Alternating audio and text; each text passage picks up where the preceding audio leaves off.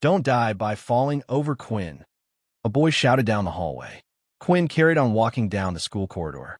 Harassment had become a daily occurrence for him, but it still bothered him just as much every day, and he couldn't help himself but retaliate. Quinn stopped and pushed his glasses back up as they had slipped down from his face. He needed a new pair, and just from looking at them, you could tell they were heavily worn. The sides were covered with tape, and they didn't even fit straight on his face. Quinn then turned around and immediately gave the middle finger. I bet you don't even know how many fingers I'm holding up. The boy clenched his fist and started running towards Quinn. You level one piece of crap. When are you going to learn that you don't belong in this world? The boy then placed both of his hands together, and a green ball of light started to form. When he was only a few meters away from Quinn, the boy threw his hands forward, and the green light shot out from the palm of his hands. Quinn had nowhere to go, and the beam of light was too fast for him to dodge. All he could do was grit his teeth and bear the pain. As the light hit Quinn, his body was lifted into the air and sent flying backwards into the corridor wall. "What's going on?" one of the students nearby said. "Are they fighting on the last day of school?" A crowd had immediately formed outside, as people were interested in what the commotion was about. One of the female students ran over to the damaged part of the wall to check on the student's safety. The dust started to settle, and Quinn's slightly curly black hair was coming into view. When eventually the dust all cleared up and the female saw who it was, she immediately backed away and continued her business as if nothing happened. When the female student had returned to her friends, Quinn could see that they were laughing at her. "I can't believe you tried to help him. I didn't see who it was," the girl retorted with flushed cheeks. After that, Quinn stood up and picked his glasses up off the floor. Once again, one of the sides had fallen off. Damn it, not again. It was the last day of school for Quinn, and he was hoping just once someone wouldn't try anything with him. Quinn was sick and tired of it, and he wasn't the type to ignore it either. He had seen people who had chosen to keep their head down and tolerate the harassment, and their treatment was far worse than what he got. Quinn didn't bother to stay at school like the rest of the students. As he walked past, he saw people talking to each other. Some were laughing, while some had tears, thinking it was the last time they would ever see each other again. But Quinn wasn't a part of any of that, and he didn't want to be. When he finally arrived home, Quinn immediately got to work. Quinn lived in a single-bedroom apartment that had just enough space to fit a single bed and desk. There was also a TV that was part of the wall, but Quinn would only use it as background noise and didn't actually watch anything. The apartment was provided to him by the government since he had no living relatives and was still only 16. On top of his bed was a single suitcase that had all his belongings neatly packed. When Quinn entered his room, he immediately pulled his drawer open, which contained a book inside. It was a large, thick book that weighed about half a kilo. The front of the book was black in color, and in the center, it had a ring with lines going off in all different directions. "Let's try again today," Quinn said as he placed the book on the desk. He then immediately went to his bag to pull out a little test tube, which had a clear liquid inside. "Test 112, hydrochloric acid. Let's see how it goes." Quinn then started to slowly pour the liquid out of the test tube and onto the book. So far, no reaction. Quinn then continued to pour the whole test tube onto the book, but still there was no reaction. Quinn carefully examined the book to see if there was any damage done, but the book looked the same as always. Another failure. Why won't you open? Why did Mom and Dad even have this thing? 112 times. This was the number of different ways that Quinn had tried to open the book. Not only would the book not open, but it seemed like it wasn't able to be damaged either. Quinn had tried burning the book, cutting the book, melting the book, but nothing had worked. Quinn then went to lie on his bed and turned on the TV for some background noise. He never really paid attention to what was on, but the sound of other voices made him feel less lonely. The TV was currently tuned into the news station. The peace treaty with the Dalki race has lasted for 5 years now, but officials say that tension is rising once again, and we must prepare for another war. The mention of war had always been shown on the TV nonstop since that day. 30 years ago, the human race received a visit from the so-called Dalki. They looked like humans except for their dragon-like tail and scale-like skin. They immediately demanded that the human race hand over their resources and wanted to use them as slaves. Of course, The humans decided to fight back, but they quickly found out that their modern technology was useless against them. Bullets couldn't penetrate their skin, and as for tanks, well, Dalki had airships. Every man and woman was told to fight for their planet, and that included Quinn's parents. The war went on for years, and Quinn grew up not knowing what his parents looked like. When the humans were on the brink of defeat, a select few came forward. These people had special abilities. They began sharing their knowledge of how they obtained such power in hopes of turning the tide in the war, and it worked. Even so, the Dalki were still strong, and a seemingly endless stalemate led to the peace treaty signing 5 years ago. Of course, human greed got the better of humanity, and instead of sharing these powers with everyone, the higher-ranked governmental officials decided to keep them for themselves. Only those with money were able to learn the more powerful abilities, while everyone else was left with scraps. Quinn was given nothing when his parents died. The government agreed to pay for his living accommodation while he was still in school, but that was it. When his parents died at the age of 10, an agent appeared at his doorstep and handed him a book. He was told this was the only thing his parents possessed, which they passed down when they died. Why is the world so unfair? Quinn got out of his bed and started walking over to his desk. He picked up his glasses that were still slightly broken and decided he needed to fix them. He noticed that one of the lenses was slightly out of place and tried to punch it back into its frame. "Come on, just get in," he shouted as he pushed down hard. The lens suddenly smashed into pieces, and one of the shards of glass created a deep gash in his thumb. Why does the world hate me? Quinn immediately started to clean up the little pieces of glass and noticed a piece had landed on top of his book. As Quinn removed the piece of glass, a drop of blood from his thumb landed in the center of the book. The ring around the center of the book started to glow, and suddenly the book started to lift itself into the air. What the hell is happening? The book started to shine brightly and shake uncontrollably. It finally opened up, and page after page was being turned. Quinn couldn't take his eyes off the shining book, as if he was in a deep trance. The words written in the book weren't in any language he had seen before, but for some reason, he felt like he could understand it. When the book finally turned its last page, it started to disappear as if it was slowly turning to dust. At the same time, Quinn's vision was starting to fade. His body felt weak, and his eyes slowly shut. But just before he passed out, there was a single message that he heard. "Congratulations, you have been granted the VA." Unable to maintain consciousness long enough to hear the final words, Quinn passed out. Slowly, Quinn's eyelids started to lift open, and his vision started to return. His head felt heavy, and his body was slightly sore. As he lifted himself off the ground, he touched his head to see if he had gotten any injuries. "Why does my head hurt so much?" After making sure his skull hadn't split open from falling over, Quinn then went to pick up his glasses off the floor. Although there was only one lens now in it, out of habit, Quinn put the glasses on. Suddenly, he felt a little disorientated, and his vision was slightly blurry. He took them back off and noticed that his vision only got blurry when he put the glasses on. Quinn then immediately rushed to his desk to grab a pencil. He drew the letter A on the wall and stepped back. Quinn continued to step back until his back had hit the room wall. What but how? Quinn thought. Somehow Quinn's vision was now perfect. He had lived his whole life with terrible eyesight, but suddenly he could see clearly. Images then started to flash in his head of what had happened before he passed out, and he could think of only one thing. The book. When Quinn looked around the room, he started to panic. The book. Where the hell's the book? Quinn looked everywhere for the book, but nothing could be found. It couldn't have gone missing in such a small room, and the disappearance of it was making Quinn go mad.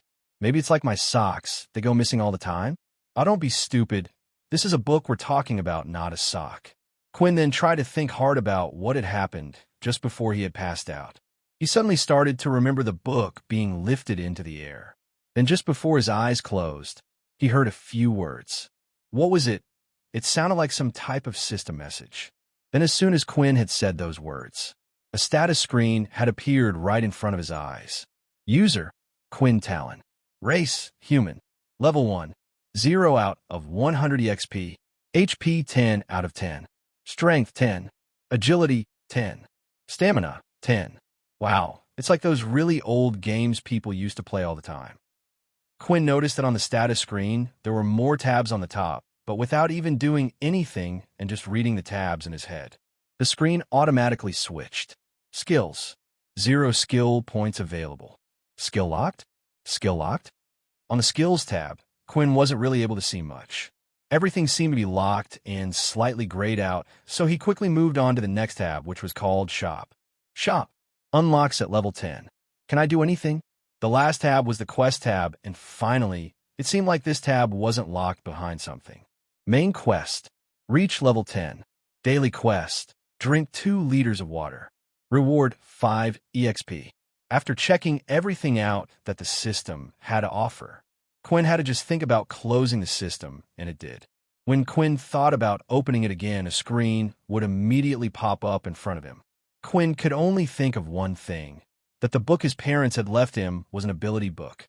These books could often be bought at very high prices from the military or a company and could even be obtained on the black market. The only thing was, Quinn had never heard of an ability book that disappeared and granted the user a system like this. The ability books were designed to be learnt. It wasn't something that you could pick up and instantly understand how to use. A smile started to slowly appear on Quinn's face. This was great news for him. He had always been a level 1 ability user because he could never afford to buy any ability books. Finally, he had something. The next phase was for him to test what ability he had.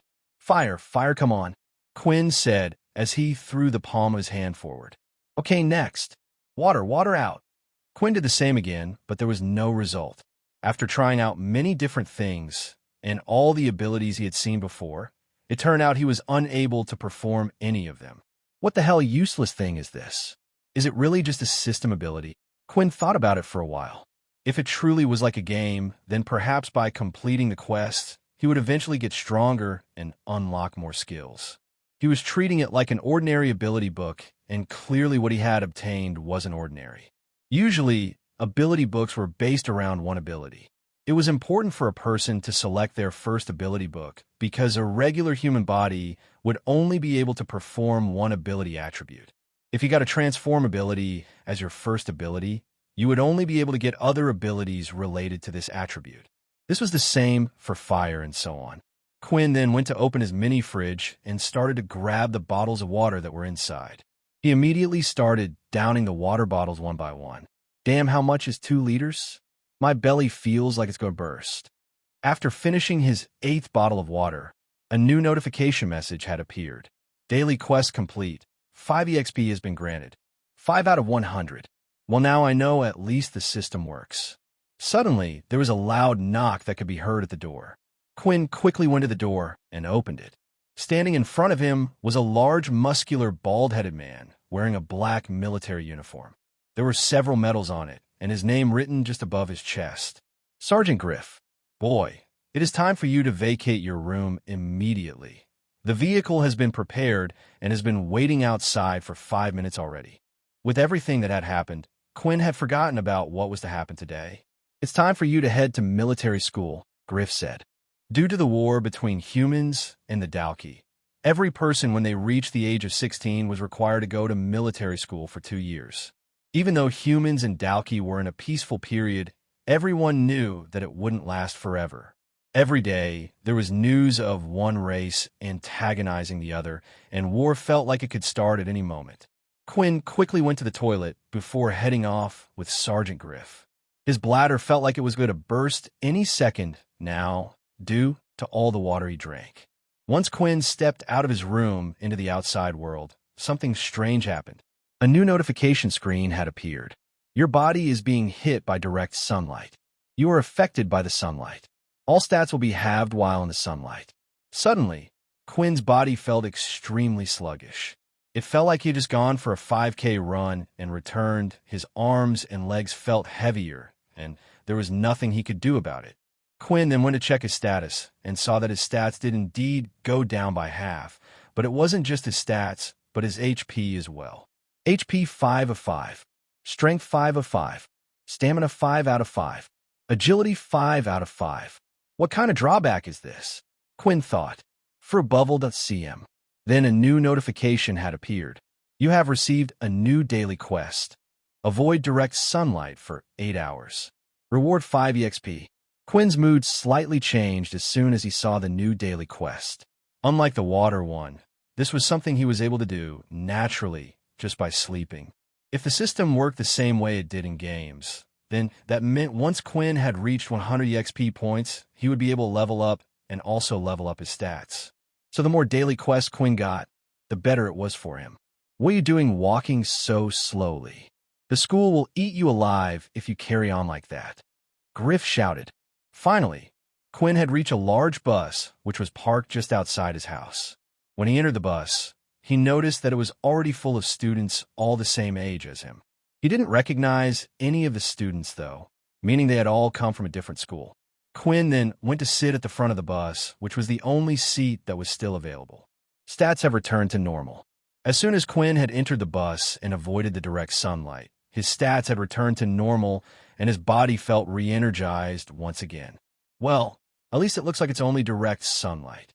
The students were all talking to each other in excitement, but that quickly stopped as soon as Sergeant Griff came on board.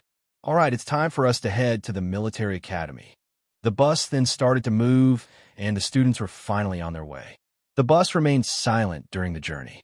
Whenever a student would start to speak, Griff immediately would look in their direction, and the student would shut up. Griff didn't even have to say anything. They all knew what he wanted just by looking at him. Then about 10 minutes into the journey, Quinn once again received another message. A substance in the air has been detected. You're feeling sleepy. Resistance +1. Quinn found this message quite strange, and then when he started to look around the bus, he noticed that nearly all of the students were either asleep or dozing off. Suddenly, even his own eyelids started to feel dizzy. Your resistance to the substance has increased.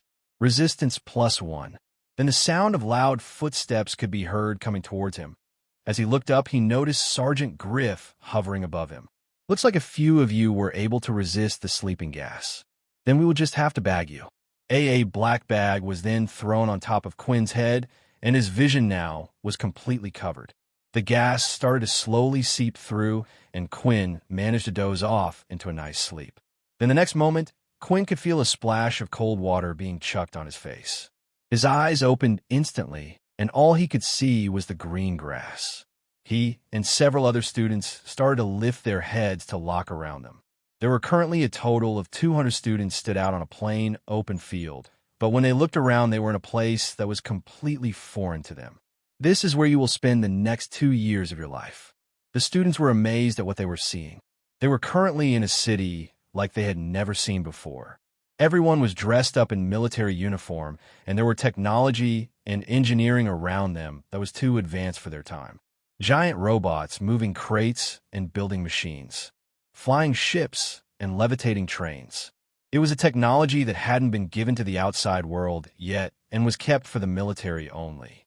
After the first war with the Dalki race, the humans had managed to make leaps in technological advancement. This was because they had managed to salvage equipment from them after the war, but of course, the military decided to keep most of it for themselves. When Quinn finally stopped being amazed at his surroundings, he noticed that there was something placed around his wrist. It looked similar to a digital watch, but there was nothing displaying on the screen. That there on your wrist is your lifeline. It will identify you as a student at this military base. It will allow you to access certain areas, pay for food, and all sorts. It is your lifeline at this academy. That isn't the only thing that it will display, though. When not in use, the wristwatch will display a single number, and that number is your power level. As soon as Quinn heard those words, he gritted his teeth and clenched his fist. He thought his life might change, was coming to military school, but it seemed like it was going to be the same even here. With that, we will immediately begin the level test for you all. Good luck, Griff said with a smile on his face. When abilities were first introduced to the human race, people quickly learned that some were far more powerful than others. With this came the introduction of the power level system. There was a total of 8 different power levels, 1 being the weakest and 8 being the strongest. These levels could also be further divided into 1.1, 1.2, 1.3, all the way to 1.9, and it was the same for each level. There were 2 ways for people to obtain abilities. When the war started with the Dalki race, people started to share their powers with the outside world. They wrote down how they obtained this power and put the information down in things called ability books. These ability books went on for sale to the public, and the military kept some of the stronger ones to themselves. Generally, ability books from level 1 to 5 were sold to the public, while giant corporations and the military kept the higher ones to themselves. The second way to obtain an ability was if you were an original. Originals were the first people who had originally discovered the powers for themselves and decided to pass it down within their family. Not all ability users chose to share their abilities to do outside world and decided to keep it within their bloodline. Originals usually had the strongest abilities that went beyond level 8. There was no way for the government to measure its power because it wasn't public knowledge. Because of these two reasons, Quinn had always been a level 1.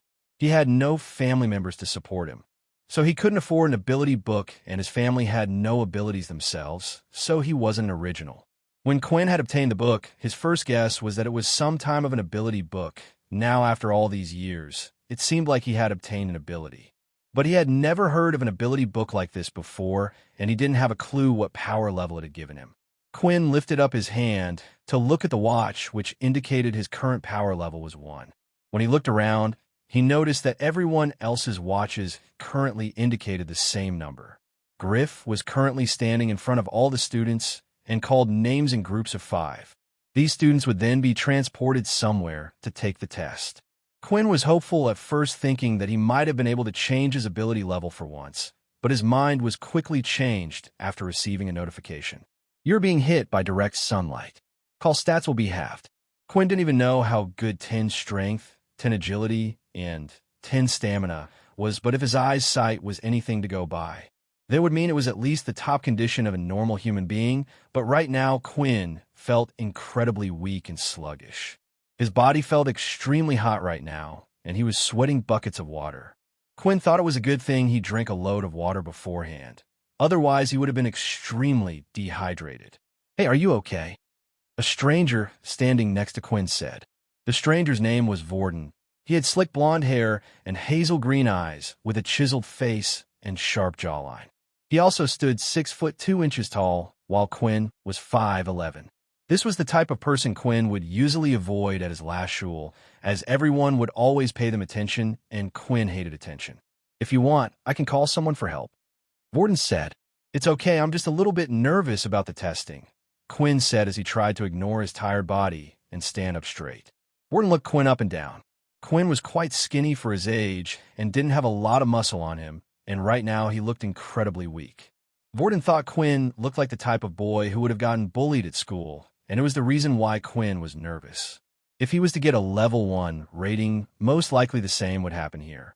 Well, don't be. I'm quite strong, you know. If anyone messes with you, you can come and ask me for help. Vorden smiled. Quinn didn't usually get on with the energetic, positive type of person, but Quinn found it hard to dislike Vorden. When Quinn thought about his time back at school, he realized he actually didn't get on with anyone. The name's Vorden, Vorden said as he placed his hand out. Quinn looked at Vorden's hand. It was actually the first time in his life someone had treated him this way, but Quinn thought that would quickly change. They always did once they found out his ability level, but for once he would like to forget about all that. My name's Quinn, Quinn said as he shook Vorden's hand. Use of ability has been detected. The ability has been rejected. Once the system messages appeared, Quinn looked at them strangely. At the same time, he shook Vorden's hand. The messages came up instantly. He then noticed that Vorden still hadn't let go of his hand. Then the system repeated the message once again. Use of ability had been detected. The ability had been rejected. Quinn then immediately let go of Vorden's hand. The system was clearly telling him that Vorden was trying to use his ability on him. Vorden himself even had a puzzled look on his face as he stood there still. You, Vorden said. What is your ability? Quinn paused, thinking for a while whether he should answer or not. In the end, he wanted to see Vorden's true reaction. I don't have an ability. Vorden no longer had a puzzled look on his face, as if the answer had satisfied the curiosity of his. But before Vorden could say anything, Griff had made an announcement. Will the students, Quinn Talen, Vorden Blade, Peter Chuck, Layla Monroe, and Aaron Helly, please come to the front to take your test. Once the 5 students had heard their names being called up, each of them started to walk to the front where Griff was standing. Including Quinn and Vorden, there was another boy named Peter. Peter looked more nervous than anyone there. He would constantly look around him and couldn't stop fidgeting.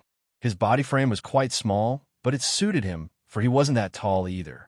Then there were the 2 girls named Layla and Aaron. Layla had short brown hair and a tall figure. On her back, she was carrying a bow, which surprised Quinn, for not many people carried a weapon these days apart from a specific group of people called pure.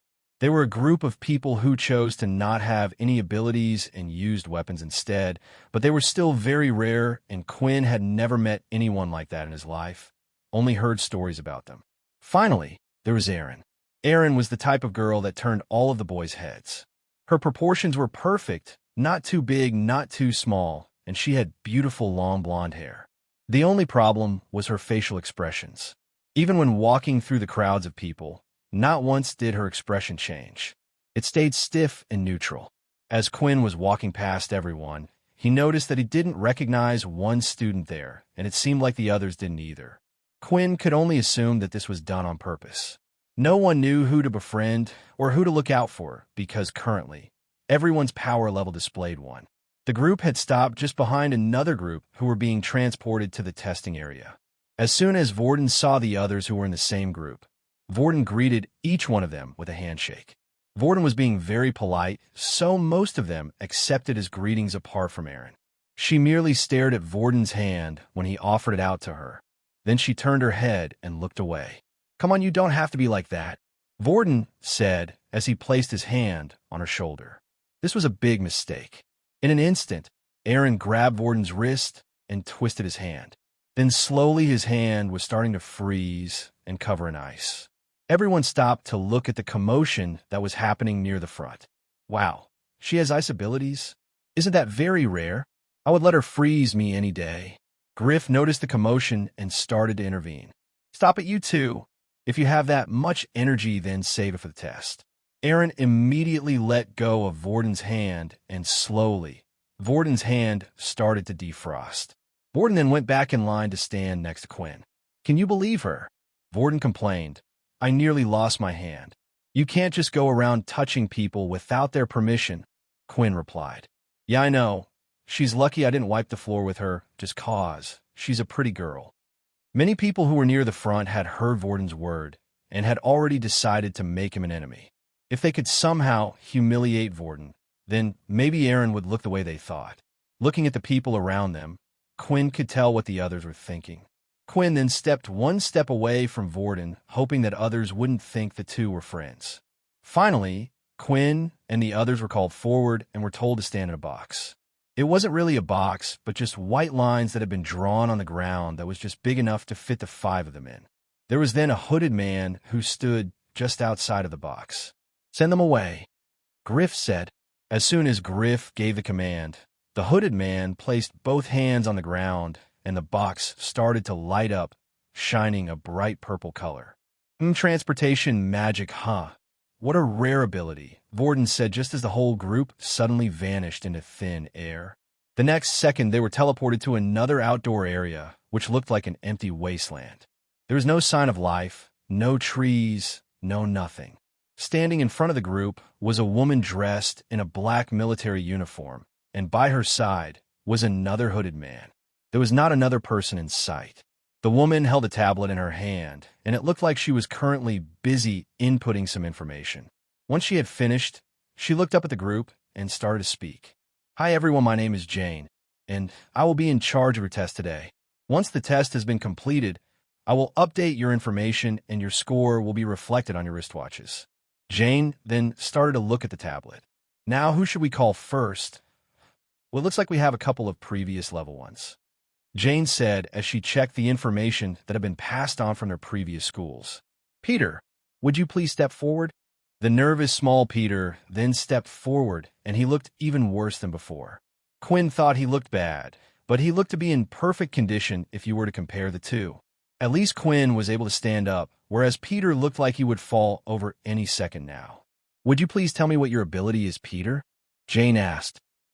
I don't have any ability, Peter said quietly. Suddenly, Quinn and the others understood why Peter was so nervous. Having no ability wasn't rare. Because of the war, many children had become orphans like Quinn and Peter. This meant there was no chance for them to buy an ability book. But because Peter had no ability, he was afraid of the treatment he would get from the others. Don't be afraid, Peter. Jane said, Here, take this. The hooded man standing by Jane's side suddenly teleported a book into his hand. Jane then handed the book over to Peter. Wow, seriously, you're giving this to me for free, Peter said in excitement. Thank you. Please study the book in your own free time, and when you have learned to use it, you can come back to redo the test, but for now I'm going to have to award you a level 1 power status. Even though Peter had received a level 1 power status, he didn't care, for he felt like his life could finally turn around due to the book that he had just received. Now I believe there was another level 1 user here. Jane said, Quinn, is it? Would you please step forward? Quinn did as he was told and stepped forward. Now, Quinn, what ability do you have? Quinn thought the whole thing was ridiculous. It was quite clear to him that Jane already had all the information on him from his previous school. They knew that he never had an ability before. The problem was Quinn was struggling with deciding what to do. Before coming to military school, Quinn had done a bit of research himself. He knew that the military gave all students who had no ability an ability book. Each ability book given was the same one. It was an Earth ability book. The reason they did this was so students who didn't have an ability before would suddenly feel indebted to the military. Not only that, but the military also had a hold on nearly all of the Earth-type ability books. Meaning if you ever wanted to increase your strength, you would have to be loyal to the military, and in return, they would give you more power. Before Quinn had discovered his own ability, he actually thought this was the best option for him. Even if he didn't want to join the military after 2 years, the Earth ability was handy to have. It was easy for employment because the Earth ability was useful in construction. This was where the problem came in. Quinn already having an ability meant he was unable to learn a new one. The ability book was practically useless. Not only that, but Quinn was pretty sure they would keep tabs on every student they had given the ability book to, meaning the teachers would accept him to use Earth powers the next time they saw him. Quinn took a deep breath and said, I don't have an ability. Just like before, the hooded man standing by her side handed her a book and then handed it to Quinn. Quinn took the book off Jane at first, but then suddenly, a notification screen appeared. Unable to learn this ability. Would you like to convert the book into 10 EXP? Quinn had somewhat expected the system to display the first message, but the second one truly had surprised him. Quinn was really tempted to take the book and use it as a form of EXP, but he knew there would be questions asked later on. I'm sorry, but I don't want it, Quinn said as he handed the book back to Jane. The students watching and the instructor stood, they were both shocked. Jane hadn't experienced anything like this before. In her 5 years working as an instructor, it was the first time someone with no ability had rejected the book. Please give me one moment. Jane then stood away from the group of students far enough so they wouldn't be able to hear anything. Yes. He says he doesn't want the ability book. What shall I do? Jane said, speaking on her earpiece. Let him take the test. The mysterious man on the phone said. As the man hung up, he couldn't help but think that Quinn was an interesting student. He started to look at Quinn's file, and what he had said seemed to be true. The student had no ability and didn't seem to have any relations with the group Pure. Let's see how long you can survive in this cruel world, Quinn. The man said. Back at the testing field, Jane had finished the call with her superior and started to head back over to the group. Sorry for waiting, Jane said. Since you won't be taking the ability book, we will still require you to take the test, please. Quinn thought the whole thing was a joke. If Quinn truly had no ability, then they already knew what the test results were going to be. Was there really a need for him to take the test? It felt like the only reason they wanted Quinn to continue was to make himself feel humiliated and small. Eventually, then he would choose to go to the military and beg for the ability book they were handing out. Please follow me. Jane then took Quinn a little further out onto the field where Quinn noticed that there were huge craters in the ground, burn marks, and all sorts of things. This was all done from the previous testing contestants. Please proceed to destroy the targets in front of you as quick as you can. Jane said, "The test will begin immediately." As soon as Jane finished talking, 3 targets popped up randomly around the wasteland. They were metal round targets with a red dot in the center. The problem was when Quinn tried to look for the targets, everything seemed like a blur in the distance. Quinn then realized that his perfect eyesight suddenly wasn't so perfect. "Is this because I'm out in the sunlight?" Quinn thought. Quinn had no choice but to slowly run up to each of the targets and hit them with his fist one by one. His time was incredibly slow, of course. There were then 2 further tests that Quinn needed to complete. The next test was a strength test where Quinn was asked to punch into a huge drum-like machine. Quinn gave it his best shot and hit the drum as hard as he could. The drum vibrated and made a small sound, eventually displaying a digital number in the center. 5. Strength, Jane said as she noted it down on her tablet. When the final test had arrived, they had brought out another machine. This machine was a big circular object with many holes on its front.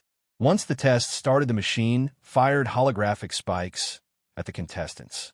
All Quinn needed to do was avoid being hit by the spikes. The machine went up in levels and eventually got faster and shot out more spikes. In the end, Quinn managed to get hit and the test was stopped. Agility, 5, Jane said once again as she noted it down on her tablet. Quinn had heard the words from Jane's mouth, and it started to make him think if there was some sort of link to the score she had given him. The last test was a test of strength, and Quinn had scored a 5, similar to his system, which had stated he had 5 strength. Then once again, this test focused on agility and scored a 5, which was the same as his system. This meant if Quinn was to take the test at night, all of his scores would have most likely doubled. This also meant as long as he leveled up, he could always increase his score. It was as if his ability was the ability to evolve, but had some drawbacks with it as well. As expected, Jane said, "Unfortunately, your current power level is a level 1. Quinn clenched his fist and went back to stand with the others. He knew that the days ahead of him as a level 1 user would be tough, but that wouldn't be for much longer. The test continued with Layla taking the test next. She was the only one there who had a weapon on her back. The weapon she used was a bow, but it didn't look like a regular bow that people used to use a long time ago. This bow was carved using parts of beast. It was black in color and looked almost as if the entire bow was made of gems. Even the string was made of a special material. The reason the bow looked so different was because it was what was known as a beast weapon, a bow made from the body parts of a beast. When the human race was attacked by the Dalki, our technology advanced fast by replicating their technology. With this, the humans learned the ability to travel to other planets using portals. These planets would often contain different levels of beasts. The stronger the beast was, the better weapon you could make out of it. It was the first time Quinn had ever witnessed a beast weapon before, as no one in his previous school had one. It was strange to see someone of such a young age, who has most likely never been to another planet, to have a beast weapon. Layla stood in the center of the field and waited for the test to start. Unlike when it was Quinn's turn, they waited until she was ready before starting. Quinn could already start to see a difference in treatment. When the test started, 5 targets all appeared in different areas of the wasteland. Layla immediately took out 5 arrows and placed them in her bow, shooting them all off at once in the same direction. The arrows shot out fast and strong, but then suddenly, the 5 arrows split off into their own direction, each of them heading to a different target. "What a good combo," Vorden said. "She was the ability of telekinesis, but it's quite weak, so instead she uses her ability combined with the bow to control the arrows." In an instant, all 5 of the targets were hit at the same time, and she had completed the first test. Quinn, for the first time, saw how useful beast weapons were. Even if you had a weak ability, you could make it strong. Quinn wasn't completely sure what his ability was yet, but even if it just increased his stats as he leveled up, then he thought about how handy something like a beast sword or something similar would be. On the strength test, Layla didn't do so well. She used her powers to try to move her fist even faster when punching the drum, but in the end, her score was only an 8. The last test, Quinn also saw her do quite bad. When the test first started, Layla tried to use her ability on the spikes coming at her. Unknown to her, because they were holograms and not the real thing, it had no effect. meaning all Layla could do was rely on her actual body to avoid the spikes. In the end, Layla ended getting the same score as Quinn. "It looks like you have the ability level of a level 2 user," Jane said, and immediately the number 2 appeared on Layla's wrist. Quinn could tell Layla wasn't happy. She stropped back as she walked over to the group. Quinn thought the test wasn't really fair. Her ability level might be that of a level 2, but when used with a bow, Quinn felt like she could have easily beaten some level 3 or 4 users. Quinn was starting to take note that the Academy really did only measure the power level of your ability and not your fighting ability. The next person to take the test was Erin. She walked forward confidently without even looking at anyone else. She stood in the center of the testing field, waiting for the test to start. Then, 5 random targets appeared across the wasteland. Immediately, she formed an ice spear and chucked it at the target, hitting it dead on. She did this one after the other at incredible speed, nearly clearing them all just as fast as Layla did. The next test, Erin, was even more impressive. She started to gather ice in both her palms, and then after a minute or so of gathering her power, a huge ice column was shot from her hands and hit the center of the drum dead on. The drum rang out louder than it had before, and the number kept going up until it had eventually reached 50. "No wonder she's so confident," Vorden said. Quinn suddenly thought it was a good thing the two of them didn't fight, otherwise Vorden would have been a dead man. Finally, when the last test had arrived, the instructor told her she wasn't allowed to use her ability and should just dodge. Erin had no reaction and started the test immediately. She managed to do well, moving swiftly, avoiding each spike, but eventually the machine had gotten too fast, and she ended up getting hit. "Impressive," Jane said. "Best results so far, power level 5. Erin continued to walk back to her group as if she knew what she was going to get all along. Either that, or she didn't really care about the whole thing. Finally, the last person to take the test in the group was Vorden. "Time to show you what I got. Wish me luck." Quinn had no clue who Vorden was talking to, but Quinn quickly realized it was him after Vorden gave a wink in his direction as he walked off to the center of the field. Could that idiot actually be strong? Quinn thought. Most of the time, people who strong were either arrogant about their powers or kept it quiet, but Vorden was a strange person. He wasn't exactly arrogant, but more flashy. When it finally came to his turn and the test had started, everyone's mouth was left wide open at what they were seeing. On every single one of the tests, Vorden had done the exact same thing as Erin. He had used the same ability, the ability of ice, and had performed just as well. "See, I told you I was strong," Vorden said as he showed the number 5 to his new best friend Quinn. Just what was Vorden's ability, Quinn thought. After seeing Vorden perform well on the test, Quinn couldn't help but think about what Vorden's ability was. When Vorden went to shake his hand that time, it said that Vorden had tried to use his ability on Quinn. Yet for some reason, his ability didn't work. If Vorden's ability was ice, surely his hand would have just frozen, unless Quinn had an ability to block all abilities, but that was highly unlikely. Not only that, but straight after even Vorden had a strange reaction and had asked Quinn what his ability was, as if he knew his ability didn't work. Then another thought came into Quinn's mind. Why was Vorden so adamant on shaking everyone's hand he had just met? If Quinn remembered correctly, Erin refused to shake Vorden's hand, but in the end, Vorden still went to touch Erin on the shoulder. At the time, it seemed like a weird thing to do, but now Quinn realized it wasn't, and everything was starting to make sense. Touching was the condition. The last person Quinn touched was Erin. It couldn't be a coincidence that both of them had the same powers, which meant most likely that Vorden's ability was the ability to copy other people's ability. It didn't work on Quinn because his ability wasn't straightforward. Quinn couldn't help his curiosity and had to ask, "Hey, Vorden is your ability?" Quinn whispered, "Are you able to copy other people's abilities?" Vorden looked at Quinn and smiled. "I'm surprised you figured it out so fast. How did you know? When you shook my hand, you were surprised when nothing happened." Vorden thought Quinn was quite amazing to be able to guess something like that, just form a handshake. After all, it was much more likely that Vorden had obtained the ice ability from an ability book. The power for copying wasn't available as an ability book, which meant one thing. "Are you an original?" Quinn asked. Vorden didn't say anything, but simply gave a wink back at Quinn, which pretty much confirmed Quinn's thoughts. Vorden was an original, a person from a family who decided to not share their abilities with the outside world. Someone who was usually able to surpass the power level of 8.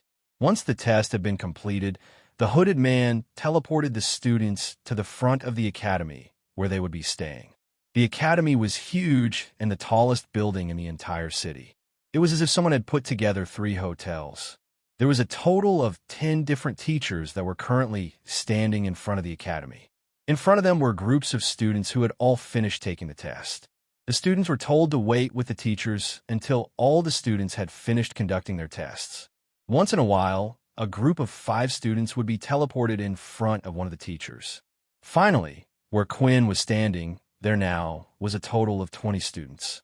"Okay, you all need to follow me as I take you around the school," the teacher up front said. The teacher was a middle-aged man with blonde curly hair and wore glasses. His name was Dell. While Dell walked around describing the various places of the academy, he couldn't help but smile. It looked like nothing was able to upset him. "You guys should start to get to know each other as much as you can," Dell said. "After all, the people you are with now will be your classmates." Suddenly, everyone started to get chattier with each other as they were being shown around the school, but there was something Quinn hadn't noticed. The mid-levels were trying their best to get friendly with the higher levels, while the low levels were being completely ignored. And Quinn and Peter were the only 2 level 1s in the class. Without realizing it, they had been pushed to the back of the class, and Peter was plodding along with his head held down. It seemed to have affected Peter a lot more than Quinn, but Quinn had already suspected this would happen. Suddenly, though, a familiar voice was heard calling out Quinn's name. "There you are," Vorden said. "Man, people just started jumping all over me. Then all of a sudden I looked to my right and you're gone. Come on, let's look around together, friend." Quinn truly thought Vorden was a strange person, but that wasn't a bad thing. Vorden then noticed Peter was on his own as well. "Come on, you come over too? Stop being a downer." Peter looked up and pointed a finger at himself. "Who else do you think I'm talking to?" Vorden said. The 3 of them continued to hang at the back of the class while the teacher continued to tour around the school. They were shown a battle arena, where they had similar testing equipment to the filed on the wasteland, as well as several square fighting platforms. They were also shown their homeroom classes, battle classes, sports rooms, and all sorts. Dell would explain a little bit about each area of the school they visited, but Quinn was uninterested in most of it until they had finally reached the library. The library here is split into 3 floors, as you can see. First-year students are only able to access the first floor, second-year students can also go on the second floor, and finally, the last floor is only for military personnel.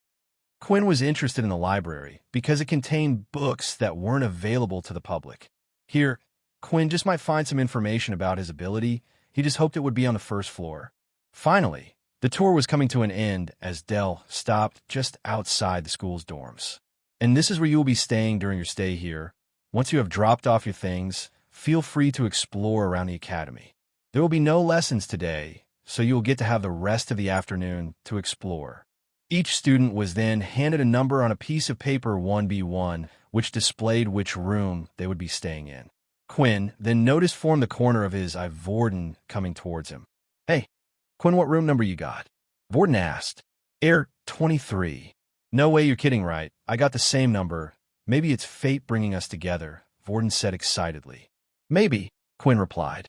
Meanwhile, somewhere down the hallway, 2 other students were having a conversation. "Well, what happened to you?" a student said, looking at his friend. "I don't know, man, some guy just came and hit me out of nowhere and swapped room numbers." "Man, should we try to get it back?" the student asked. "Now, if I saw his wrist correctly, it said he was a level 5. It's best if we just leave it." After Quinn had finished unpacking, he was free to do what he wanted for the rest of the day. It was still noon, so he had plenty of time to explore the academy and do what he wanted. Quinn was currently sharing his room with 2 people, and to his surprise, he knew both of them. One of them was Vorden, while the other was Peter. There were 3 single beds in the room, each spread out from one another, but other than that, the room was pretty empty. Students were expected to spend most of their time studying or practicing their skills. There was no time for pleasure. "What do you guys want to do then?" Vorden asked. "I'm still unpacking. You 2 don't have to wait for me. Do what you want," Peter replied. Peter had opened up a little to the two of them. At first he was completely shy and hardly said a word, but slowly Peter seemed to be coming out of his shell, especially around Quinn. Peter most likely felt comfortable around Quinn, knowing that he was a level 1 ability user like himself. "I was thinking of heading to the library," Quinn replied. "That will probably be too boring for you." "Boring? I can make anything fun. Besides, I haven't read a book in—" Warden paused for a while. "I can't even remember the last time I read a book." The three of them laughed, and then Warden and Quinn decided to head to the library together. Finally, they had arrived, and the first floor was already busy with students. Quinn noticed that there were multiple round desks spread out where students were sitting, and in the middle of the desk was a glowing orb. "Ah, you're probably wondering what that orb thing is in the middle, aren't you?" Warden asked. "It looks like they don't have them at public schools. If you touch the orb, then it allows you to create a space. In that space, only those people who have been invited can be heard. This way, people are able to talk and chat as much as they want while not disturbing others."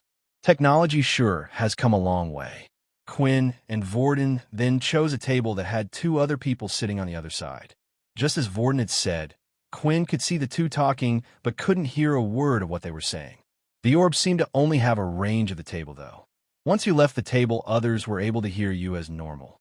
Quinn went looking around the library and picked out as many books as he could about abilities, most of them describing what different types of abilities the world had. Warden wasn't too bothered and decided to just select a random fiction book to read. The two sat at their tables while Quinn started to flick away. After reading several books, Quinn had discovered nothing new. He already knew about most of the abilities written in the book, but not one of them mentioned an ability like Quinn's. Warden had been keeping a close eye on Quinn and noticed the type of books he had been picking out. "What's with all the books? Are you looking for something in particular?" Quinn thought about it for a while before giving Warden an answer. Warden wasn't the brightest person when it came to academics, but he was quite knowledgeable about abilities, it seemed. He would have to be because of the type of ability he had. "I was trying to decide what ability to get since I turned down the school's offer." "All right, I forgot about that. I thought you might have been one of those pure members who hate abilities. Turns out you just didn't want to be a dog to the military," Warden replied. "Well, is there anything specific you're looking for?" "Not really. I have no clue. There was one that said something interesting, though. Have you ever heard of an ability that is weaker in sunlight?" Warden suddenly started to laugh out loud. "What are you, crazy? I've never heard of something like that. Abilities are something our bodies learn. Sure, some people have limits and can't learn stronger spells, or can do less than others, but for one to get weaker because of the sun. Sounds like you're a vampire or something." Quinn felt a little embarrassed by Warden's reaction. Of course, Quinn knew this would be the normal reaction when asking something like this, but it was true. As long as Quinn was in direct sunlight, all of his stats would weaken by half. Quinn continued to look around the library to see if there was anything else he could find. He had finally gone through every single one of the ability books he could find, but there was nothing. Quinn then looked up at the floor above, where there were some second-year students. "Maybe there's something up there, but I can't imagine what the academy would do to me for breaking the rules," Quinn thought. As Quinn continued to walk around the library, he had eventually ventured into the fiction section, and his eyes were drawn to something. A specific title of a book named The Truth About Vampires. Quinn took out the book and gave a quick look. Vampires were things of fairy tales, myths even. Even when people started to come out with powers, there was not one person who came out claiming to be a vampire. Quinn couldn't help himself but start to read the book. It was a long shot, but maybe he would find something he could relate to. After reading and skimming through the book, Quinn found most of it was useless. A lot of the things that vampires didn't relate to him at all. Vampires were required to eat human blood. Some could transform themselves into bats and cast illusions, while others were incredibly skilled with the sword and hypnosis, but Quinn had none of these things. The only thing he could relate to in the book was being weaker in the sun. Eventually, Quinn decided to close the book and call it a day. It didn't seem like he was going to find anything from the first floor of the library. As soon as Quinn closed the book, though, a familiar sound was heard. Asterisk ding. You gain more knowledge about the system. 10 EXP received. 15 out of 100 EXP. It couldn't be, could it? Quinn stared long and hard at the message and reread it multiple times. It couldn't be, did I get EXP from reading that fantasy book? Quinn immediately had to test it out after reading several different books about abilities. Not one had given him EXP, but for some reason this book did. Quinn then immediately picked up another fantasy story, one about dragons this time, titled Reincarnated into a Human. He did the same as before and skimmed through most of it, but made sure to read the crucial parts. Then when he closed the book, there was no reaction. This, of course, was expected. Then Quinn wanted to test another thing out. He picked up another book that was also about vampires and did the same. When he closed the book, though, the same thing happened. The system had no reaction at all. In the end, Quinn theorized that after reading all the books, he had gained so much knowledge about abilities that the system had rewarded him for it. That maybe the system had just given a delayed message. He couldn't believe that the book about vampires was somehow related to his system. Well, he didn't want to believe it. When Quinn finished checking things out at the library, he noticed that Vorden had disappeared from the table and was no longer in the library. He must have gotten bored and gone somewhere else. Quinn looked outside the window and noticed the sun was starting to set. He had been in the library for a total of 6 hours so far, and the time had gone flying by. Then when Quinn was just about to leave, he received another message from the system. Daily quest has been completed. Avoid direct sunlight for 8 hours. 5 EXP has been awarded. 20 out of 100 EXP.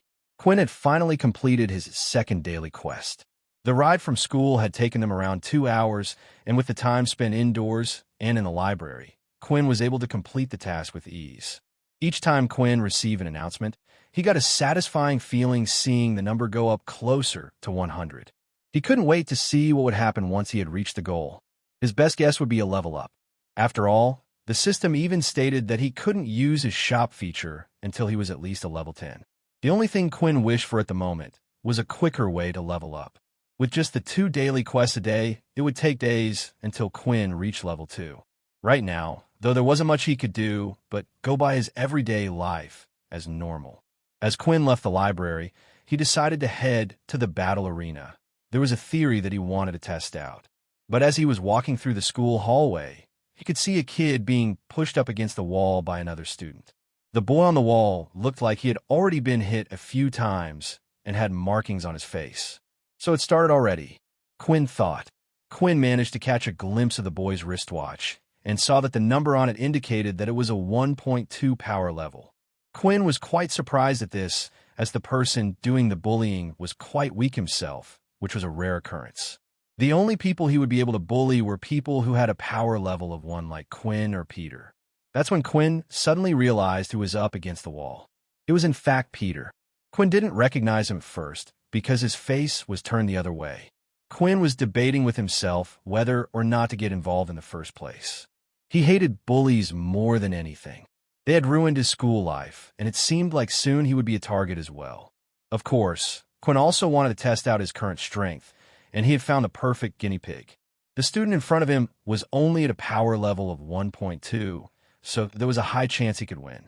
The student lifted his fist again to give Peter another punch. "You think you can just bump into me like that and say sorry?" he shouted as he swung his fist. Then as Quinn was walking past, he pretended to fall over and bumped into the student, causing him to fall off balance and miss. "Quinn," Peter said as he looked up. "What the hell was that for?" The student said as he looked at who had just pushed into him.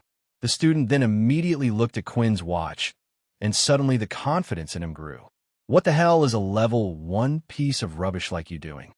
I was waiting to see how long it would take for someone like you to appear. It seems like I lost a bet with myself. I thought it would at least take a couple of days. And what are you going to do about it?" Peter was starting to feel slightly worried about Quinn. He knew at the test site that Quinn had no abilities while the student he was facing did. Peter thought they might stand a chance if the two of them fought together, but Peter, in the end, was too afraid. He had been hurt his whole life and didn't want to be hurt anymore. This was just how the current world worked. The people at the top with the strongest powers bullied the weaker ones, and in turn, they bullied the even weaker ones. It was the first time the student had ever met someone weaker than him, and suddenly all the pain he had experienced, he wanted someone else to feel it too. That way he didn't feel like he was at the bottom of the food chain. Quinn then noticed that the student had both of his hands held behind his back as if he was preparing something, and the next thing that happened confirmed his thoughts. An ability has been detected. Initiating battle mode. New quest has been given. First fight, power level 1.2. Win a fight to gain 50 EXP. Suddenly, Quinn had a huge grin on his face. This was how he was going to level up faster. The student stood opposite Quinn, was still holding his hands suspiciously behind his back. Even without the help of the system, Quinn could tell the student was obviously hiding his ability. "Come on, what happened to your big balls?" the student said. "I think you're playing with them behind your back," Quinn replied. That immediately angered the student, which was what Quinn was going for. "You weak piece of garbage!" The student came charging forward and slashed his hand out at Quinn. Luckily, Quinn's reflexes were fast, and he managed to lift his arm in time to block the attack and move back a little. However, the student's hand managed to slice right through the skin of Quinn's arm and caused blood to be drawn. "Damn it," Quinn said. HP 8 out of 10. Quinn looked at the student who now had his hands out in view. The student had a transformation ability that was limited to only his hands. They caused them to slightly resemble a tiger claw and hardened his fingernails. Although Quinn was able to block the attack in time, the claw managed to still rip through his skin. Is the system saying if I take 4 more attacks like that, I'm dead? Suddenly, everything became a little bit more serious for Quinn. The stinging pain he was feeling on his arm was real, and this was a real fight. The game-like system had caused him to take things a little too easy, but he was quickly reminded that this wasn't a game. The student then immediately started to charge at Quinn once again with his claw-like hands. As the student swung his right hand, Quinn managed to duck and throw a punch of his own into the student's stomach. "What the hell, this guy hits hard," the student thought. The student didn't quit there, though, and decided to strike at Quinn's open back, causing another claw mark to appear. HP 6 out of 10. "Shut up, I know," Quinn shouted as he lifted the student using both of his hands by the legs and threw up against the side of the wall. How did Quinn manage to pick him up like that?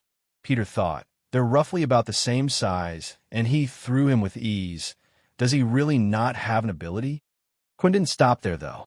It was important for him to teach people like them a lesson, otherwise they would just come back for more. Quinn needed to show him to never mess with him again. Quinn ran up to the student who was lying in the floor and kicked him in the stomach with full force. The kick was so hard that it caused the student to cough up a little bit of blood from his mouth. Congratulations, quest has been completed. 50 EXP received. 70 out of 100 experience points. Is he dead? Peter asked. Then the student suddenly started coughing some more. No, but if he attacks us again, he's going to wish he was.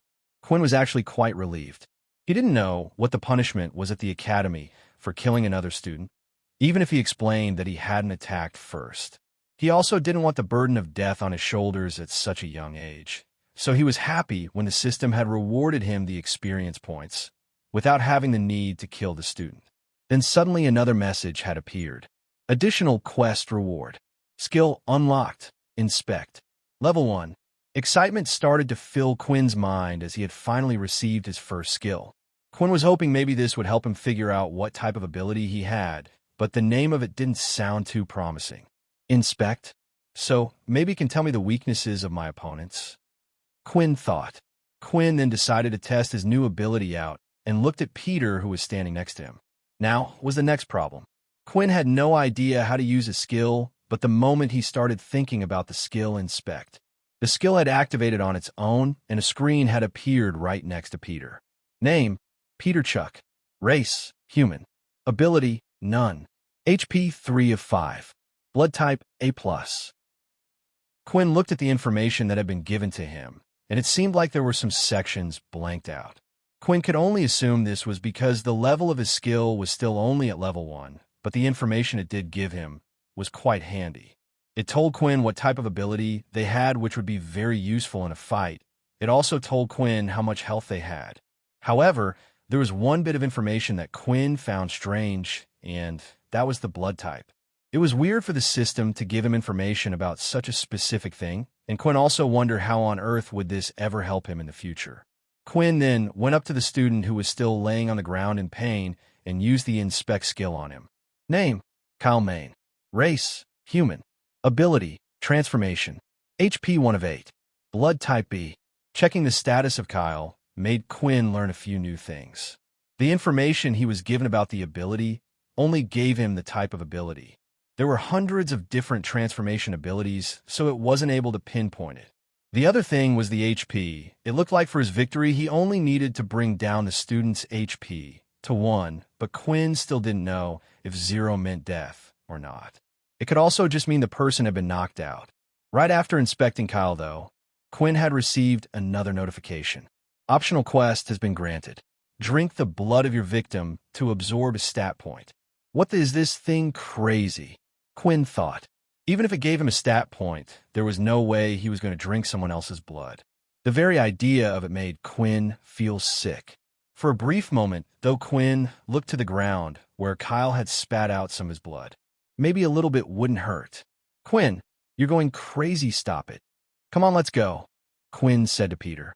The two of them continued to walk down the hallway, but while doing so, Peter noticed that Quinn kept turning his head to look at Kyle, who was still on the floor. He must be worried about him. Quinn's a nice guy after all, Peter thought as he smiled. But what he didn't realize was that Quinn wasn't looking at Kyle at all, but was looking at Kyle's blood that was on the ground. As the two continued to walk down the hallway, Quinn started to feel a strange surge through his body. Hey, shouldn't you go to the doctor? I'm sure they have a healer who can patch that up, Peter asked. Yeah, thanks, I'll head there now, Quinn replied. You don't have to come with me. It will be a busy day tomorrow, so why don't you head back to the dorm? Although Peter was worried about Quinn, Peter didn't want to stick in the halls for much longer where other students were able to see him. Quinn could see that Peter was hesitating about what to do. Look, don't worry. Vorden just went to the bathroom. He'll be back any second, so don't worry about it. With that, Peter quickly rushed off and headed back to the dorms, making sure to cover up his wristwatch most of the time as well. He didn't want another incident to happen again. Quinn, on the other hand, immediately rushed to the nearest boys' toilet just down the hall. When he entered the toilet, he immediately started to look at his arm, where Kyle had scratched it with his claws. While looking in the mirror, slowly Quinn could see that his arm was healing. Though it looked slow, in reality, it was incredibly fast. For someone to be able to actually witness his skin scabbing over and healing was an amazing sight. Quinn had actually felt something strange happening to his body during this process, and he noticed it when he was talking to Peter. It was why Quinn was trying to do everything in his power to get Peter to leave him alone. If Peter was to see something like this, there was no doubt that Peter would think he had an ability. Quinn waited a few minutes and opened up his status screen. It was as he thought. His HP slowly regained as well. HP 8 out of 10. Eventually, the wound on his arm and back had completely healed up, and only the rips in his shirt could be seen. HP 10 out of 10. Your HP had been healed. Your hunger has grown. Just when Quinn received the 2 messages, Quinn suddenly started to feel hungry. Does this mean the system uses food to heal my wounds? It makes sense. The energy has to come from somewhere, Quinn thought. The pain in Quinn's belly was very little. It was as if he had just missed breakfast or something. When Quinn had the chance, he would get a quick bite to eat. Before Quinn headed back to the dorms, there was one more thing he wanted to do, and that was to head to the training room that they had been shown while touring the school. It was getting late, and the students had an early start in the morning, so most of the students had already returned to their dorms. This meant it was the perfect chance for Quinn to head to the training room without anyone seeing him. Quinn had finally reached the training room in the academy. It was a large oval dome-like building with a huge empty space in the middle. At the edges of the room were rows and rows of technological equipment. There were giant mech robots, shooting targets, and things Quinn had no idea what they even did, but what Quinn wanted to see most of all was the power level testing equipment. Inside the training center, Quinn had also spotted the same machinery that was used at the testing field. When Quinn entered the room, it was completely empty of people as he thought. Quinn walked over to testing equipment while walking past all the other sorts of machinery, and finally he stopped just in front of the drum-like machine. This machine was the same machine that tested the user's strength. Layla had also come to the training room late at night, and before Quinn had entered, she had been testing out her bow and arrow skills, practicing. She always practiced at night when she was nervous and she couldn't help but worry about tomorrow. That was when she suddenly heard the doors open to the training room. Being her shy usual self, she immediately hid behind one of the giant robots. Suddenly, she saw the student walk over to her direction. Then she noticed something. Isn't that the boy that I took the test with? If I remember correctly, he had no ability. Layla thought. Layla continued to watch Quinn as he approached the large drum. Here it goes, Quinn said as he prepared his fist. He swung his fist back and prepared to hit the drum as hard as possible. A number appeared on the drum, and the number slowly started to rise until it eventually stopped at 10. Seems like I was on the mark, Quinn said. Quinn had a theory after hearing his test scores that his status screen stats also matched the equipment the school used. Although this was only a theory, Quinn wanted to test it out for himself. Layla, who had been watching from behind, one of the robots, also noticed Quinn's new score. 10. Didn't he get 5 last time? Was he hiding his ability? That score is higher than my score.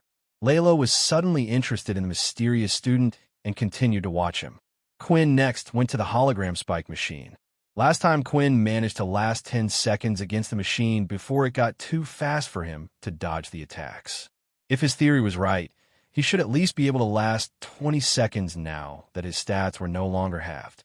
Quinn started the test, and when the test eventually ended, he got exactly 20 seconds. It looks like I was right. With Quinn having confirmed his results, there was nothing left for him to do but head back to the dorm and wait for the next day to start. Meanwhile, Layla, who had been watching this whole time, had seen everything. She couldn't understand why a student would hide his strength in the school. A low power level meant you were a target for others. Layla only had one thought while she looked at Quinn. Interesting. She decided from now on she would keep a close eye on Quinn. The next day, at 8 a.m., the students were woken up by the sound of an alarm in the dorm rooms. It was a signal for everyone to wake up and get dressed. Once everyone was ready, they were to head down to the canteen together for breakfast. When Quinn woke up, he was greeted with a nice surprise from the system. You have completed your daily quest. Avoid direct sunlight for 8 hours. Reward 5 EXP. 75 out of 100. The daily quest had reset at midnight, and Quinn had slept for 8 hours, rewarding him with his EXP. Quinn was pleased, as this meant he would easily be able to gain 5 EXP without having to go out of his way. Then a rumbling sound came from his belly. I'm hungrier than I usually am for some reason. Maybe my body really did use up a lot of energy in that fight, Quinn thought as he headed down to the canteen. The canteen was a large hall, but it was quite plain. In fact, while walking around the school, Quinn noticed most of the school was plain. Single white walls, no picture frames or anything, just windows now and again. It was the sleek, modern, clean look that the world had taken. The canteen was then filled with large tables that were able to seat 3 people on each side of the table. As soon as Quinn entered, though, he noticed something straight away. There were no set seats in the canteen, meaning students were free to sit where they liked. This straightaway led to a divide in the school. The low levels sat next to the low levels, and the high levels sat with the high levels. When Quinn was waiting in line with Peter and Vorden, they noticed a student come late into the queue. He walked past most of the students and eventually cut into the line ahead of the others. Not one person said a word, and the simple reason was he was a higher power level than them. Quinn hated these types of actions, but right now there was nothing he could do. Once the 3 of them got their food, they started looking for a place to eat. Why don't we go over there? Vorden pointed at an empty spot. Are you sure, Vorden? Peter asked. That's a level 1 area. You don't have to sit with us if you don't want to. Right, Quinn? Yet don't force yourself, Quinn replied. Quit talking nonsense, you two. We're friends. I don't care about this stupid power level hierarchy going on. The 3 of them then went to sit down with the other lower levels on a table. The area slowly started to fill up, but not one other person had decided to sit on their table. There was a simple reason for this. They were scared of Vorden. They could see his high power level, and the other low levels wanted to stay away. As soon as the food was put on the table, Quinn started to dig and straight away eating everything that was given to him, even the bits he usually didn't like. Hey, if you're not going to finish that, do you mind if I take it? Quinn asked. Sure, go ahead, Peter said. Quinn not only ate all of his food, but also everything the other 2 had left behind as well. Not only that, but Quinn had grabbed 8 bottles of water as he wanted to finish his quest as soon as possible. He noticed last time when he was in the sun, he sweated more than usual, and thanks to the water he drank beforehand, he didn't feel as dehydrated. If they were to go outside again, then this would be a big help to Quinn. For a skinny guy, you sure did pack down all that food, Vorden said. Although Quinn had clearly eaten a lot, for some reason he still had a little bit of hunger that wouldn't quite go away. Luckily, it was bearable and didn't distract him too much. A daily quest has been complete. Drink 2 liters of water. Reward 5 EXP. 80 out of 100. Quinn was now only 20 points away from leveling up, and he would soon see what benefits that brought him. Then Quinn suddenly remembered that he had learned the inspect skill yesterday, and decided to use it on Vorden. HP 10 out of 10. Race, human. Ability, none. Blood type, O. Quinn paused for a second as he read over what he was seeing. For some reason, the system was stating that Vorden had no ability. Hey, Vorden, can you still use Aaron's ice powers at the moment? Wow, I didn't know you were so interested in me, Vorden said as he rubbed the back of his head. Actually, my ability resets every day and I haven't touched anyone today. Besides you two, of course, but you two are duds for my ability. With breakfast over, it was time for them to head to class. On the way there, in the middle of the hallway, Peter and Quinn managed to spot Kyle. Kyle looked like he was in top condition and had completely healed. As he walked past, though, he made sure to avoid eye contact. Do you think he'll tell a teacher what happened? Peter whispered. No, I doubt it. It's embarrassing for him to admit he was defeated by someone weaker than him. Plus, it will only make him a target if people find out. It was time for the first class of the day, and they needed to head to their tutor rooms together. Their teacher for the day was Dell, who was the same person who had shown them around the school. The students took their seats, and just like in the canteen, people chose to sit next to those with the same power levels. All but Vorden, of course. Vorden decided to sit at the back of the class with the level 1s and 2s, and also chose to sit in between Peter and Quinn. Immediately, the other students started to talk. What does he think he's doing sitting with those bottom feeders? I saw he sat with them in the canteen as well. Won't this cause a problem for the hierarchy at school? Won't the second-year students start to do something? Yeah, if he keeps breaking the rules, then they will defiantly step in. The difference in treatment wasn't just a school thing, it was a society thing as well. The higher power level you had, the better job and more pay you could earn. The more support you would get from the government while the rest were forgotten about. The ones at the top didn't have a problem with this, of course. The lower power levels would do anything they asked just to obtain a new skill from them, hoping one day they could increase their power level, and anyone who tried to upset this were quickly silenced.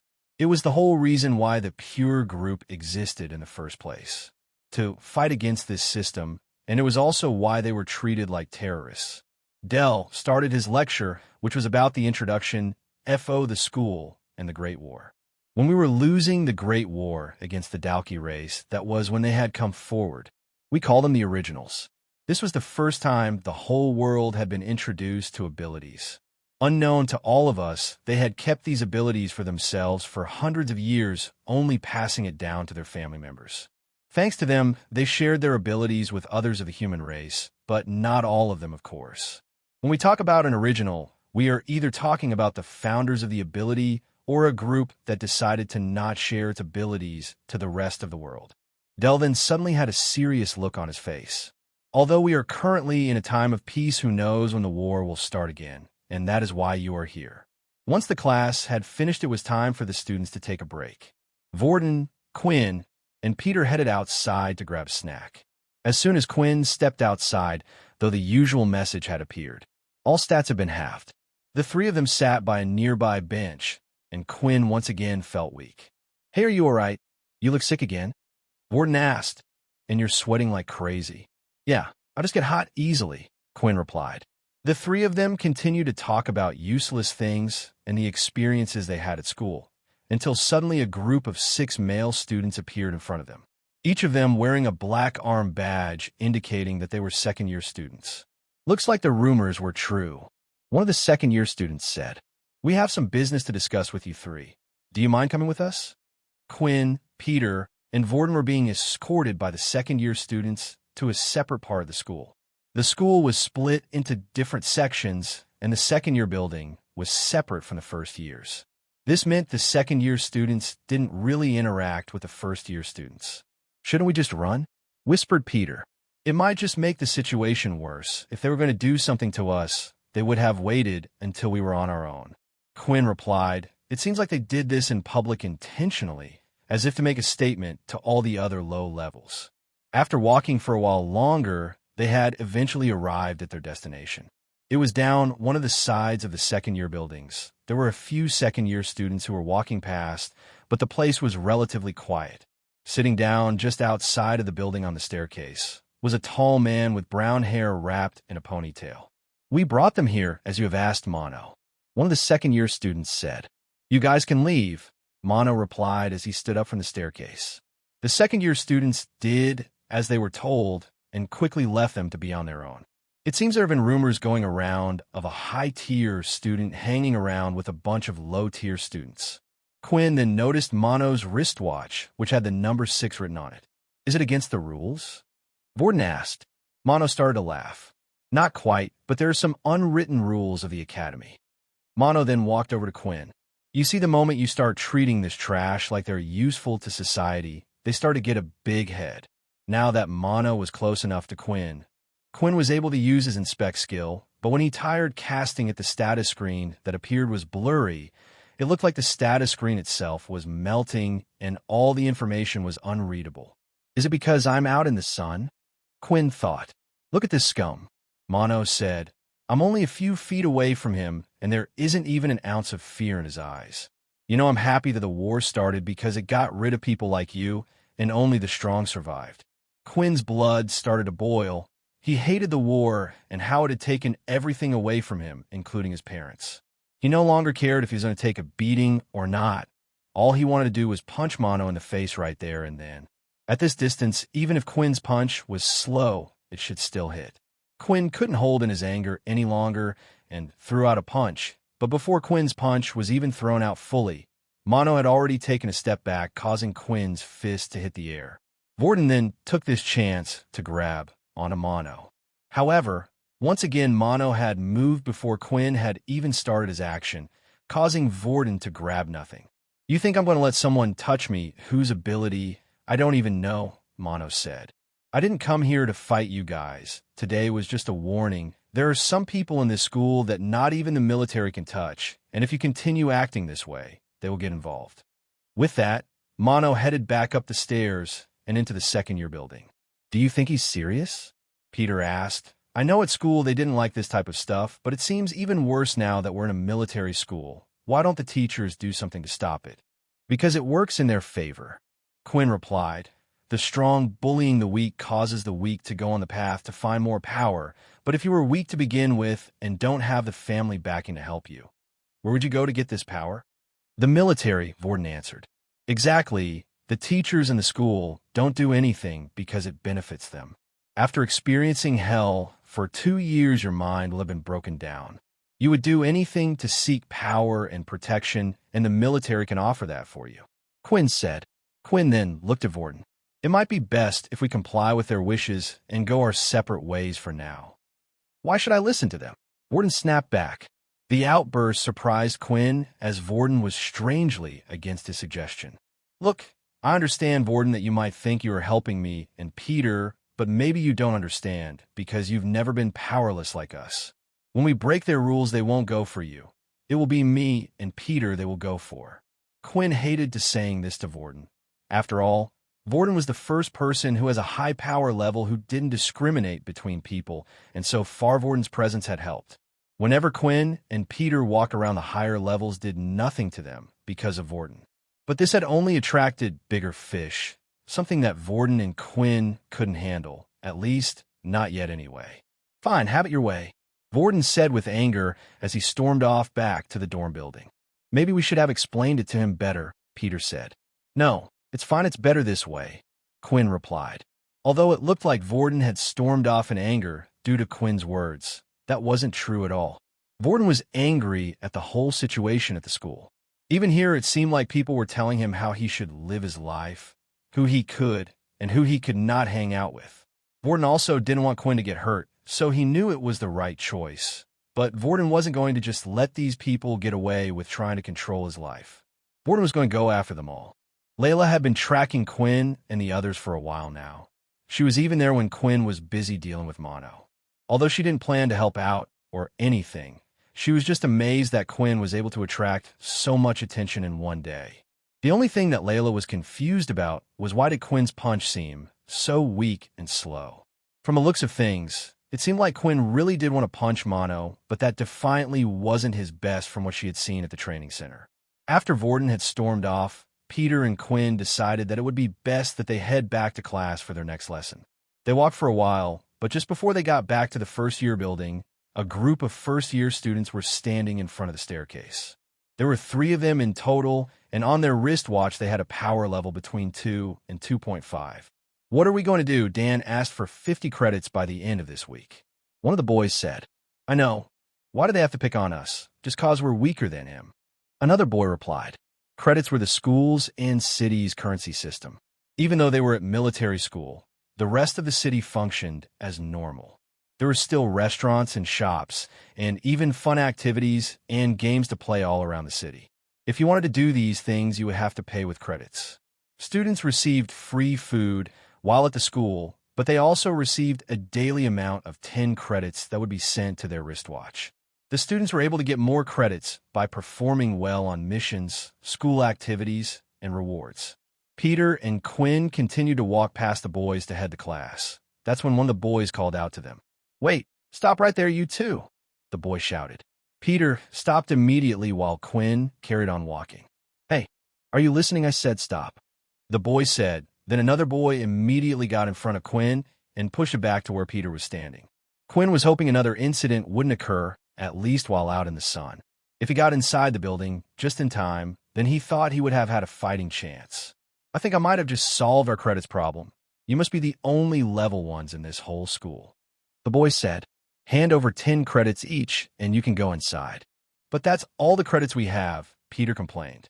"Look, I don't want to do this, but if I don't, then my arse gets beat. Hand over the credits now." Peter looked at Quinn with hope in his eyes, perhaps thinking that Quinn might have been able to do something like last time, but after trying to hit Mono, he knew he would have no chance. Besides, these were level 2s, even at full strength, he might not be able to beat them. Quinn decided that it would be better off to just hand over the credits anyway. It was better than losing a fight and forcing the credits over. Just then Quinn received another system message. A new quest has been given. A power level difference of 2 has been detected.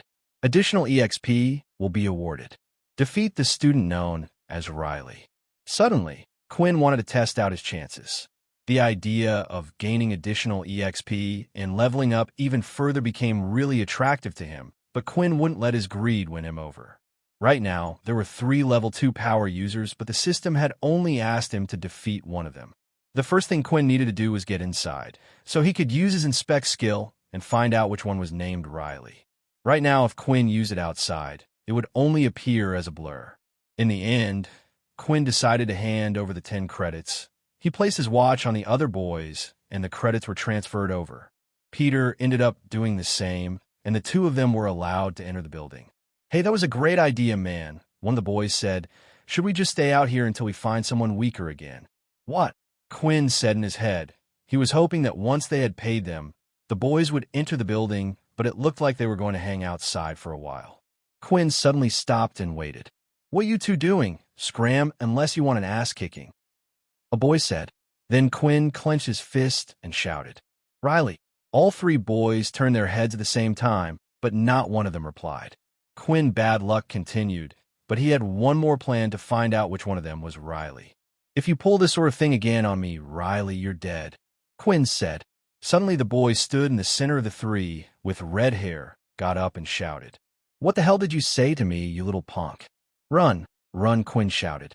Like a bolt of lightning, Peter and Quinn ran as fast as they could to their next class. "What did you do that for?" Peter asked. "I just wanted to annoy them a little." Peter couldn't help but think Quinn was a little mad, but he liked the fact that Quinn didn't seem to take crap from people stronger than him, and kind of looked up to him a little. Once they were just outside their class, Quinn opened up his status screen to check if the quest was still active. "Good. Even though Quinn was now away from Riley, it seemed like the quest was still active and Quinn would get the EXP as long as he completed it at any time. And now he knew which one was Riley and who his first target would be. "You're going to help me level up." Classes for the day had finally finished. Since it was the first day, most of the classes were just introductions and about what they would learn during their time at the school. Peter and Quinn did their best to avoid most of the other students for the day, and it seemed like after everything they had been through, they weren't going to get into any more trouble. Once classes had finished, it was time to go for dinner. Quinn still had this hunger in his stomach, so he was looking forward to dinner more than usual. This time, Quinn and Peter both sat on their own at a table in the low-level area. Then Peter started to look around the room as if he was trying to spot someone. "I don't see Vorden anywhere. Do you think he's okay?" Peter asked. Quinn then scouted around the room, and he too couldn't see Vorden at the canteen. "I wouldn't worry about it too much. Trust me when I say this, but he's a lot safer than us at this school." The two continued to eat, and once they had finished dinner, decided to head back to their dorm room. To their surprise, Vorden was already in the dorm room on his own, lying on his bed. When the two of them closed the door behind them, Vorden lifted his head and immediately smiled at Peter and Quinn. "Hey, I've been waiting for you two for a while now," Vorden said as he got off the bed.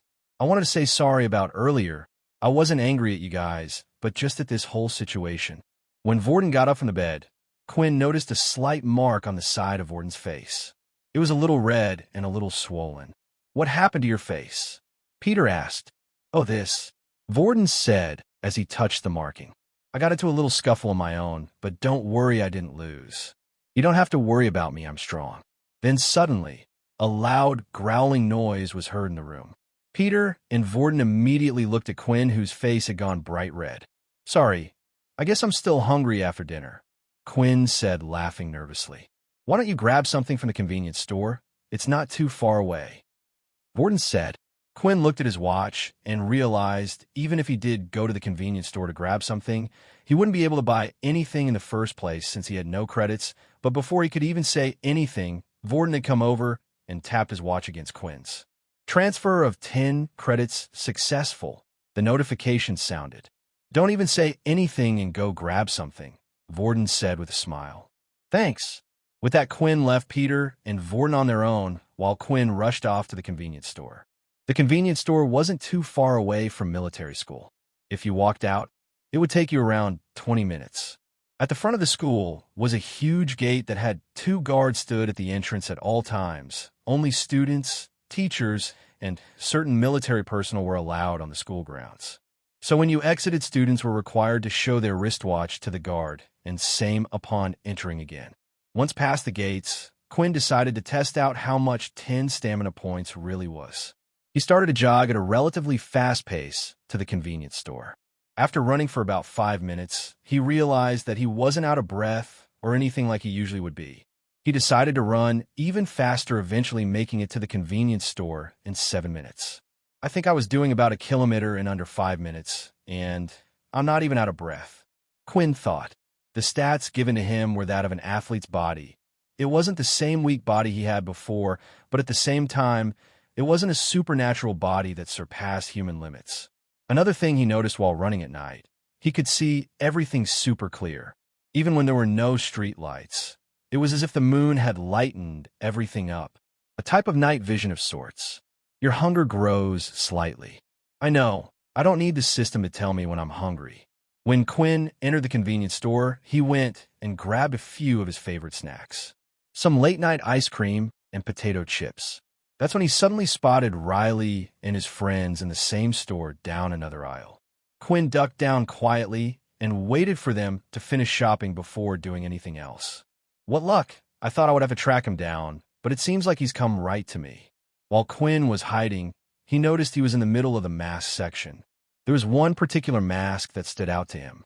It was a fully black mask that covered the top half of the face so the mouth could be seen. Across the mask was blood splatter on it. Kind of spooky looking. Once Riley and the others had left the store, Quinn decided to grab the mask and snacks and place them on the counter. Layla, who was also in the store, noticed the mask that Quinn had bought. "What the? It's not Halloween yet. What is he doing buying a mask like that?" she thought. Layla decided to continue to follow Quinn while Quinn was busy following Riley and his friends. "Hey, we're going to shoot some hoops in the park. You want to join?"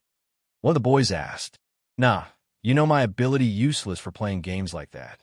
Riley replied, "I think I'll just head back and wait by the school gate, see if there are any more suckers I can leave some credits from." The other two boys looked at each other. They knew what they were doing was wrong, but were only doing it because they themselves didn't want to get beaten up by a higher power level. Where it seemed like Riley was starting to get a little pleasure from bullying those weaker than him. Riley started to head back to school and eventually reached a small park on the way back, an area that was completely void of people and had very little lights. There were also plenty of trees for Quinn to hide himself. "It's showtime," Quinn said as he put the mask on his face. Quinn continued to follow Riley into the forest until he had eventually reached the park. It was mostly dark outside, and the only visible light in the area was coming from either the moon or the single street lamp. After checking if there were any people nearby, Quinn decided it was time to act and put on his mask. Even if he spots me now, he won't know who to come back to for revenge. Riley was currently going through the information on his watch. The glowing light displayed he had a total of 80 credits. "I'm a genius. I don't know why I didn't do this sooner," Riley said. "I have more than enough to pay Dan and keep some for myself. As long as I stay on Dan's good side, no one will try to attack me." As soon as Riley finished his thought, he felt a large impact on his right side. Just then Quinn had come out from the trees and threw out a kick, causing Riley to stumble to the ground. When Riley looked up, all he could see was a student wearing a horrifying mask with a blood splat on the front. "What the heck? Who are you?" Riley shouted. Of course, Quinn wasn't going to answer and wanted to finish the fight fast. He ran up to Riley and threw another kick. This time, though, Riley was prepared and lifted his hands, manging to block the kick. When Quinn's legs hit Riley's hands, though, it felt like he was kicking against solid rock. "Ouch," Quinn said, as he quickly leapt backward to check on his leg. He lifted his trousers and saw his leg was badly hurt. It looked like his bones had even bent in slightly. "What?" Riley thought as he saw his attacker fall back. Then Riley spotted his attacker's wristwatch, which lit up brightly in the dark and displayed the number 1. Riley started to laugh. "I see now. You're probably one of the students I took the credits from earlier, and I'm guessing you thought you could get some revenge." Quinn then quickly used his inspect skill on his opponent. HP 8 out of 10. Race, human. Ability, hardening. Blood type, B+. Damn it, no wonder my leg felt like it hit a rock. Although Quinn's surprise attack didn't work, he still felt like he could win this fight. Quinn charged in once again, this time throwing a fist. The attack was faster than Riley had expected, and he didn't have time to use his hardening skill, and he took the blow right in the face. "I think he cracked my tooth. How hard does this kid hit?"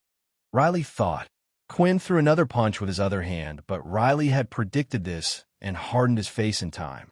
When Quinn's fist hit Riley's face, once again it felt like he was hitting a rock. "Your fist is broken. 7 out of 10 HP. Quinn then stepped back, causing distance between the two. Again, what am I meant to do if he keeps hardening his body? Then a thought came into Quinn's mind. If Riley was able to harden his body, then why didn't he just keep it hardened all the time? If he did, then Quinn's first attack wouldn't have gone through. Did this mean that Riley was only able to harden a single part of his body at a time? It was just a theory, but Quinn had nothing to lose, and this gave him a plan. Quinn ran forward at Riley one more time, shouting, "I'm going to punch that ugly face of yours if it's the last thing I do." Riley then hardened his face again and was ready this time, but at the last second Quinn changed his punch to a kick in the stomach, causing Riley to bend over. It worked. Then Quinn went to knee Riley in the stomach again, but at the last second stopped and punched Riley on the back of the head. Now Riley laid on the ground defenseless. Ray gave one fast, swift attack to the back of his head, and Riley was knocked out. "Did you really think I would call where I was going to attack?" Quinn said. "Quest has been completed. 50 EXP will be rewarded. Power level difference of 1. 20 additional EXP will be awarded. 100 out of 100. You have reached the maximum amount of EXP. Would you like to level up? Would I like to level up? Why even bother asking?" Quinn thought. Yes. Once you have leveled up, any changes will be irreversible. Who cares? Yes. Congratulations. You are now level 2. Evolution process has started. Evolution. Suddenly, Quinn felt a large stabbing pain in his heart. It started to beat faster than it had ever done before. The blood started to rush through his veins all over his body. The pain was so much that Quinn had fallen to his knees, but he did his best to keep in any screams, fearing he would alarm anyone. The pain continued throughout his body. His broken hand started to heal along with his legs, and then a sharp stabbing pain could be felt in his teeth. The pain continued to last for a further 5 minutes until it had eventually stopped. Congratulations, you have successfully evolved. You're now a halfling. Quinn started the words the system gave him, but it didn't make sense to him. He had never heard of the term halfling before. Then even more messages started to appear. Your stats have increased. A new skill has been unlocked. LV1 Blood Swipe. Blood Swipe, a skill that has a range of 5 meters. It will fire out a red line of energy from the user's hands. To use the skill, the user must use their own blood, causing -1 HP per blood swipe. Before Quinn had time to check out the changes to his stats, another message had appeared, which was the most shocking of them yet. Your hunger grows. You can no longer suppress your need for blood. Your HP will decrease by -1 HP every hour until you have consumed human blood. Quinn had to take a few steps back and took a minute to take everything in. He couldn't believe what he was reading right now.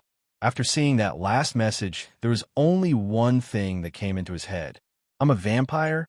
Maybe Quinn was just trying to avoid the truth this whole time, but this was the finale thing to confirm it. Quinn had a suspicion after reading the book, but everything was adding up, him being weaker in the sun, his night vision, and the fact the system wanted him to drink blood. But now it was telling him that he would have to drink blood, otherwise he would die. Quinn stood there looking down at Riley, who was passed out lying on the ground. Quinn gulped his saliva down. For some reason, something was drawing him to Riley's body. Without realizing it, he was slowly moving forward, and suddenly he could see Riley's pulse beating through his neck, the blood flowing through his veins. Bonus quest granted. Consume your victim's blood to gain a stat point. How am I even meant to do this? Quinn thought as he looked Riley like a piece of meat on a plate. Layla had continued to watch Quinn since he left the convenience store. When she saw Quinn following Riley and him holding the mask, she had an idea of what Quinn was planning to do. She kept a safe distance back while staying in between the trees to avoid being seen. That's when she saw the whole thing. She saw Quinn put on a mask and beat Riley to the ground, but then she was wondering what Quinn was doing. He was kneeling on the floor as if he was in pain, and now he was looking at Riley very strangely, she thought. The next second, she saw Quinn go to the ground and lift Riley's body slightly off the floor. What the? Layla said. He can't be planning to kiss him. What is wrong with this person? Quinn continued to lift Riley to the ground and place him back down again as he was deciding on what to do. Damn it. In the movies, it's so much easier. Quinn said, the idea of sticking my teeth into someone, I just can't do it. In the end, Quinn decided to leave Riley's body there and head back to the school. I wonder what that was all about. In the end, he didn't do anything. Layla thought. Quinn started to head back to school and placed the mask back in his shopping bag. He noticed that the ice cream he had bought had melted, but for some reason when he looked at it, it no longer looked appetizing. There was a hunger in his stomach that he knew wouldn't be satisfied with food, and he wondered just how long he would be able to hold it in. When Quinn had finally arrived back at school, he decided to stop by the toilet first. Quinn was looking at himself in the mirror to see if there were any noticeable changes, but Quinn looked the same as before. Then Quinn lifted up his lips so he could get a better view of his teeth, but they too had stayed the same. Phew, at least it looks like no one will be able to tell. I wonder why I felt pain in my teeth at the time then. Quinn then decided to open his status screen to see if there were any differences from before now that he had leveled up and evolved. Name, Quinn Talen. Race, Halfling. HP 15 of 15. EXP 50/200. Strength 10. Agility 10. Stamina 10. Attribute points available, 1. Quinn's health had increased by 50%, while everything else seemed to have remained the same. To be honest, Quinn was pretty bummed out about that, but just underneath he could see that there was a single attribute point. When Quinn pressed on the system, it would allow him to increase his strength, agility, or stamina by 1 point. Quinn thought about it for a while, and decided to add a point to his agility. Agility 11. Even though Quinn wanted to put in his strength in case he met more people like Riley, he thought he could overcome that problem with a good beast weapon and would just be a waste of stats. What he wanted right now was to be able to be fast and agile like an assassin.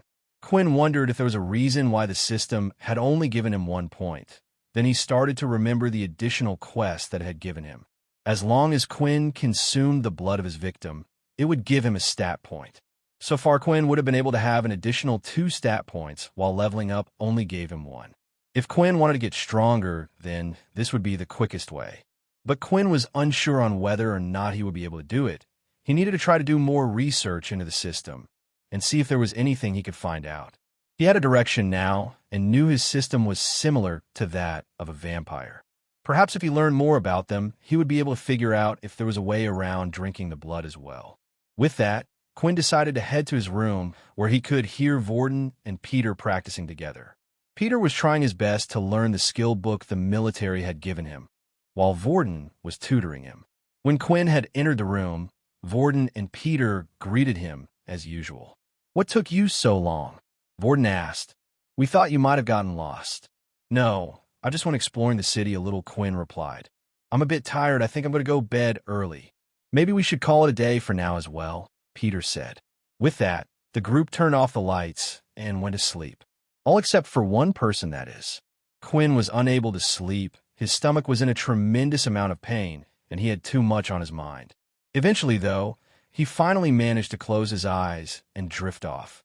When he woke up the next day, though, the pain was worse than ever. His head was ringing, and his senses felt like they were on high alert. The first thing Quinn did was open up his system. 10 hours have passed. You hunger gross. You have lost -10 HP. HP 5 of 15. Your HP will continue to decrease every hour. This was bad. Quinn finally realized that he had no choice and didn't have time to figure out another way. He needed to drink human blood, and he needed to in the next 5 hours. Even though Quinn had lost 2/3 of his HP, it didn't feel like he was hurt or dying. It wasn't like when he was out in the sun when he felt weak. Instead, it felt like all his senses were on high alert. "Hey, Quinn, are you all right, man?" Vorden asked, seeing Quinn's face in shock. "Yeah, I just got to go somewhere," Quinn said as he rushed out of the room, heading down to the canteen. Everything that happened so far was a miscalculation on Quinn's part. Although the system had told him he would lose 1 horsepower every hour, he didn't expect his body to react like this. Originally, he only planned to sleep for 5 hours as he was too worn out after the fight yesterday. That way he would still have at least 10 hours and a few hours in the morning before classes started. Quinn started to calculate how much time he had left. Breakfast was a requirement, which lasted from 8 till 9. Then classes went on till 12 midday for lunch. That meant there were 4 more hours where he was required to be somewhere in the school. Of course, there was always the option of skipping, but this wasn't like regular school. The army would severely punish you and hunt you down if you did. But what did that matter if he was going to die anyway? Quinn was currently in the canteen queue to be served some food. He was breathing in deep breaths and in and out slowly. It was helping him get the hang of his heightened senses. He could hear the conversation from the other side of the room, pots and pans clanging in the kitchen as if they were next to him. Slowly, Quinn was figuring out how to ignore all these, and it was making his mind think clearer. Just then, though, Riley had entered the canteen. He had no markings on his body from the fight yesterday, as he had managed to make a full recovery at the medical center, but he was in a terrible mood after what had happened yesterday. As soon as he saw Quinn, he had found a target to take out all his pin-up frustration on. Riley walked past all the level ones that were in the queue until he eventually reached the spot where Quinn was standing. "Hey, Pipsqueak, you got a problem if I cut in front of you?" Riley asked, but Quinn was too busy trying to focus the sounds out from his mind. "Are you ignoring me? Today is not the day to ignore me." Riley looked at Quinn's wristwatch, seeing the number 1 shine bright on it. Immediately, bad memories of yesterday's fight had come into his head, and how all he wanted to do was kill the person, but that would have to wait for now, and Quinn would have to do. "I said don't ignore me," Riley said as he grabbed Quinn by the collar. But in that instant, Riley's face was incredibly close to Quinn's. Quinn could hear Riley's heartbeat. He could feel the blood flowing through his arm and muscles lifting his shirt. Something had taken over Quinn's body, and he immediately hit Riley's arm away and pounced on him, causing the two of them to fall to the ground. Quinn was now on top of Riley and had both his hands pinned down. "Get off me, you crazy animal," Riley said, but when Riley tried to overpower Quinn and lift his hands, it was impossible. Even his ability was useless in this situation. His ability only hardened his skin. It didn't make him any more powerful. Then Quinn started to feel something growing in his mouth. Quinn placed his head just a few inches away from Riley's neck and was ready. Just as Quinn opened his mouth, though, he felt someone pull him by the back of his collar and chucked him off Riley towards the people in the queue. "Don't touch one of my boys," Dan said. Dan was a large man for his age with a muscular build.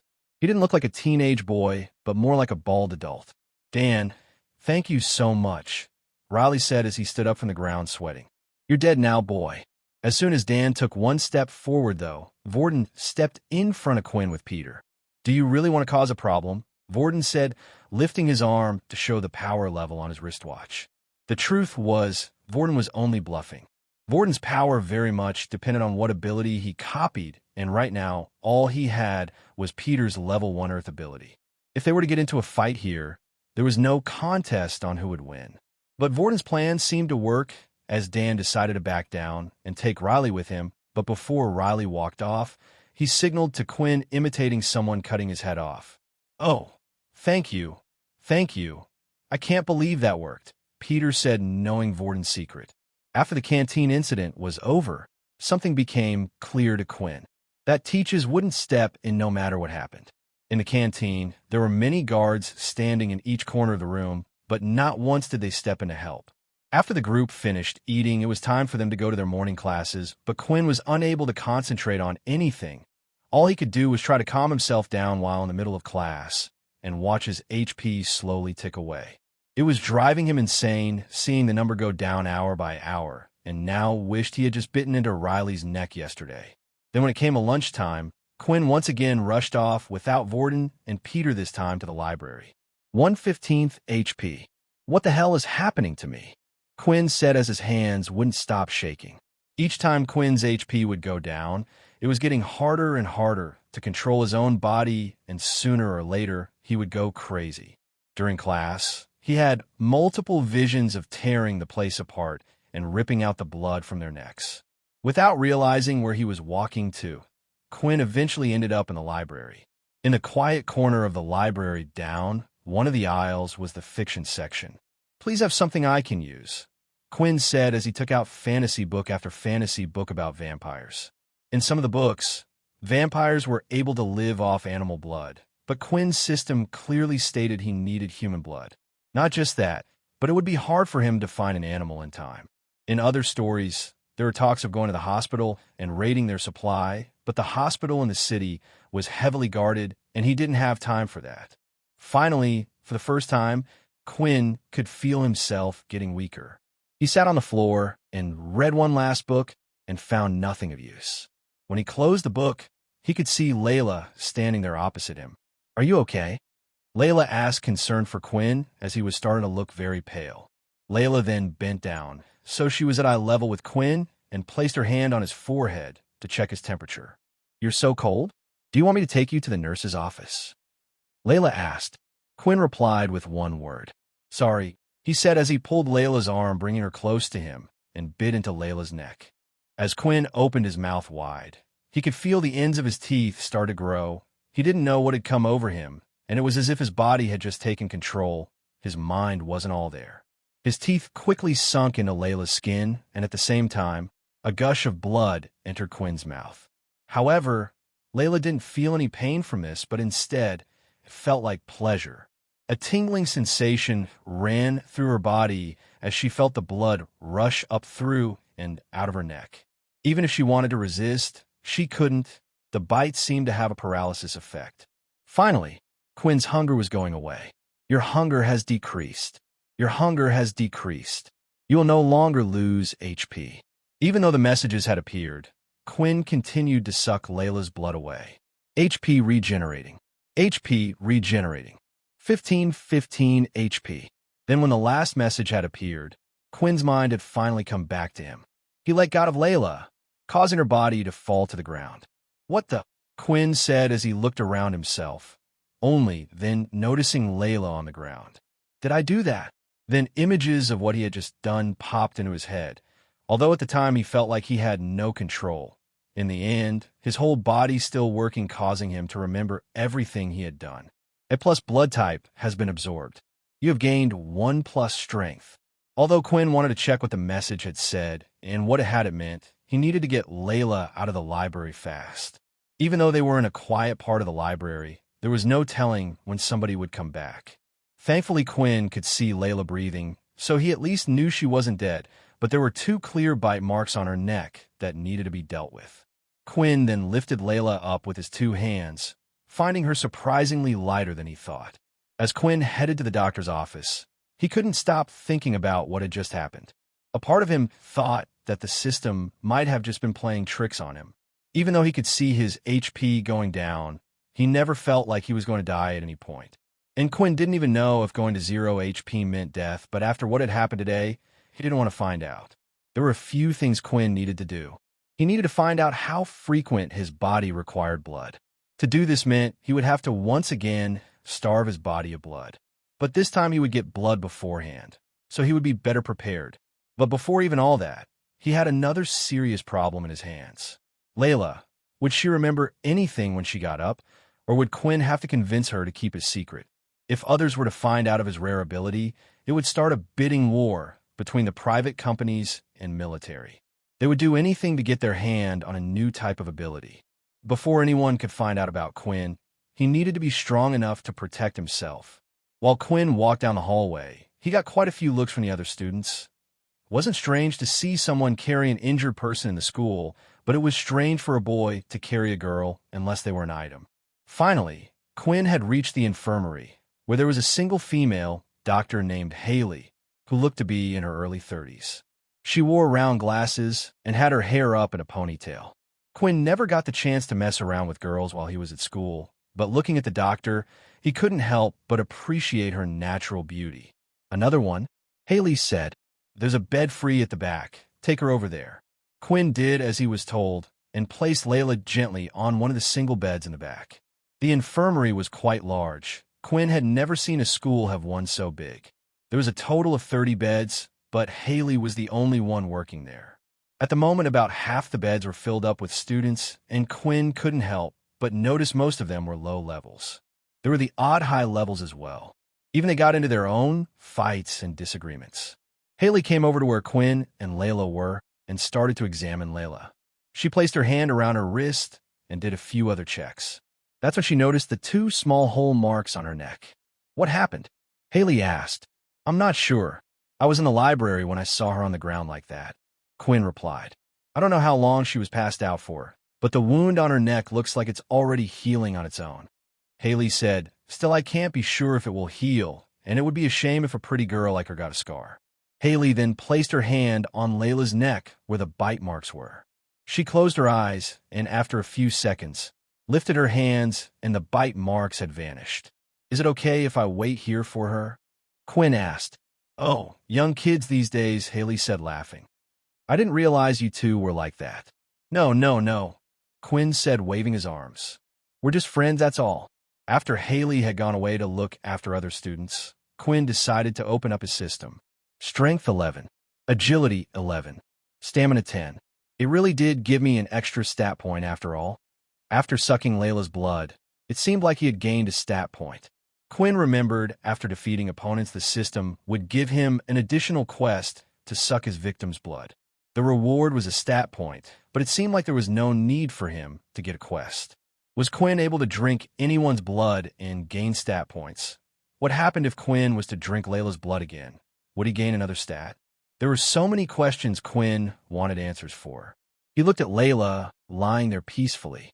Right now, he was in complete control of his body, and there was no urge for him to suck on Layla's neck again. After checking his teeth, he realized that they had gone back to normal. That's when Quinn decided to look around the room, until he finally found what he was looking for, a syringe with a needle. Quinn looked around the room and saw that Haley was busy dealing with another student. He carefully took the syringe and hid it behind his back, and then quickly scooted over to where Layla was once more. "I'm really sorry about this, Layla," Quinn said, "but you're going to have to be my guinea pig." Quinn took out the syringe and carefully looked at where Layla's veins were. Luckily, Layla was quite pale, making her veins more visible. Quinn searched carefully for the right spot and was ready, but just as Quinn was about to extract some blood, he heard someone crash into the room. "Is Quinn here?" a boy's voice said. "Isn't that Peter?" Quinn immediately put the syringe in one of his trouser pockets and went to see what was happening. "Quinn, you're here. Come quick. I've been looking everywhere for you." "It's Vorden. He's in trouble,"